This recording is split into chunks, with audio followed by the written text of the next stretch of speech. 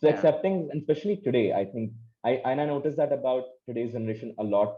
Like, and when I say today's generation, not my generation, like people who are upcoming and relate with them a lot on this, that they're not happy with one identity.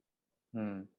That's not unattractive, Yep. right? I have this one persona and this completely different persona which has nothing to do with it, and Yeah. they gotta find a way to coexist, and Hmm. that's the fun, right? I completely really relate with that. The only thing I would say is when the world is asking you to pick, honestly, they're just asking you to compartmentalize, and instead of just being defensive about being the truthful version, people will discover everybody has layers, right? And if you have more fascinating layers, the more interesting as a person you are. Sure. What you realize is what is the quickest introduction that's going to be that'll get you there, right? Like that Hmm. will get you a connection going. And for there, from that point of view, in the startup world, design is something I will be known for, right?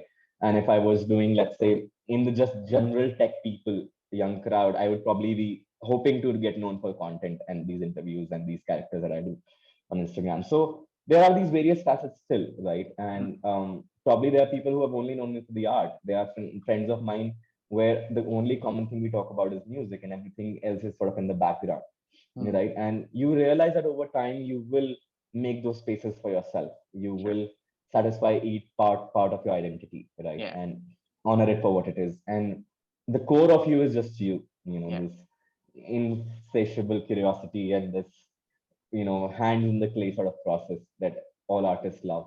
And as a capitalist, like making money off of it. So all of Yeah. these things combined.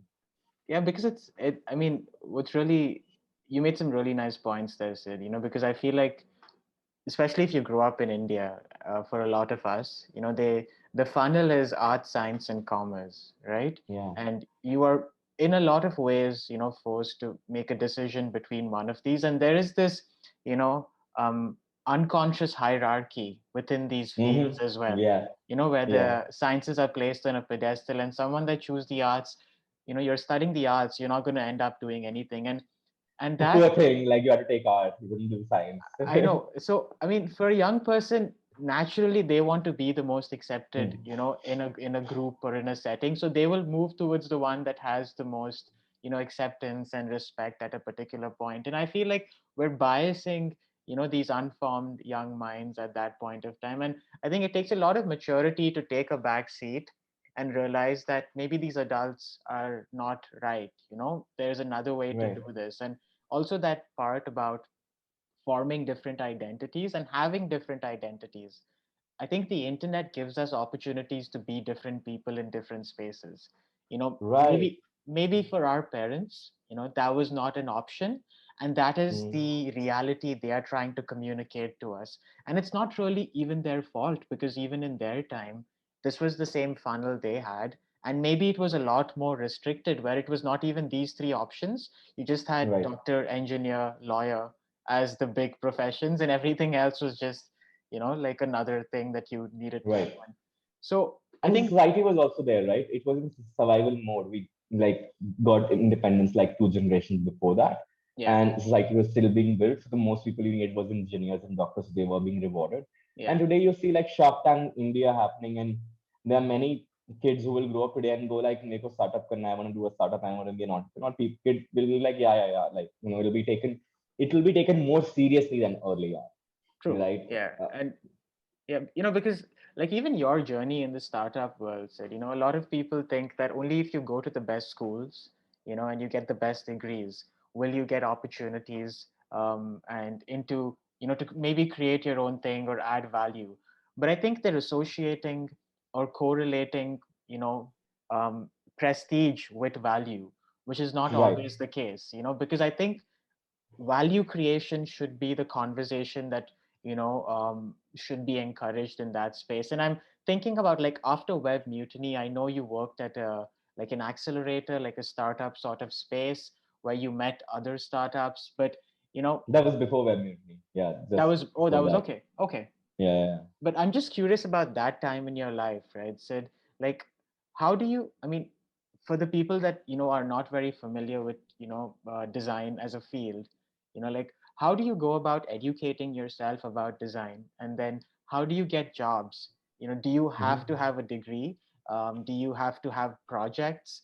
that you can show people that may give you jobs? And what are the kinds of jobs available out there for people that want to take up this path?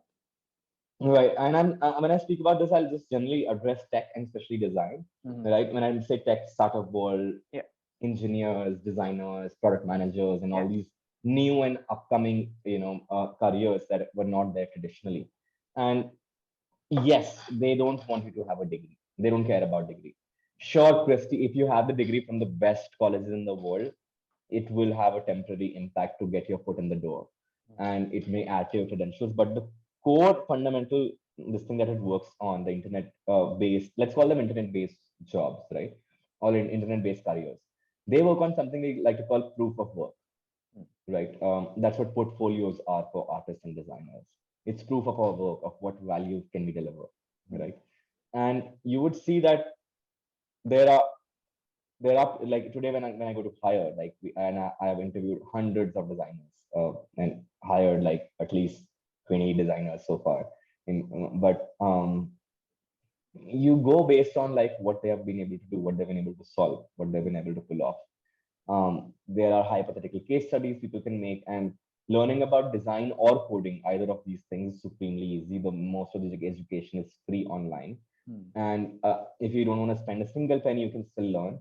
I don't think, other than spending on books, and that too later on, at least till I made my first 10,000 rupees, I did not spend a single penny on learning any of that other than the internet connection, Mm. right, which I was paying for myself. And even learning coding, I did not, till date, I've not spent a single rupee on learning how to code anything. And I think I can code reasonably well to get around my way around.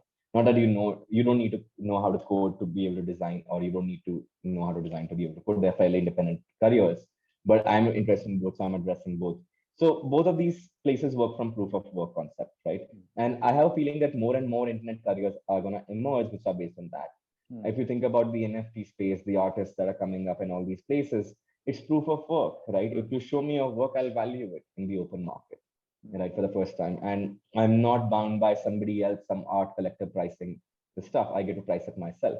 Mm. And that's what internet does, right? It takes away those middlemen who were gatekeepers of knowledge or gatekeepers of these things. And in fact, I'm on the extreme end where I feel these pieces cannot be institutionalized too much, Mm. because technology moves way too fast, Sure. way too fast. Yeah. By the time you design a curriculum in a traditional way, which is okay for an entire country, Mm. right, technology has already moved ahead.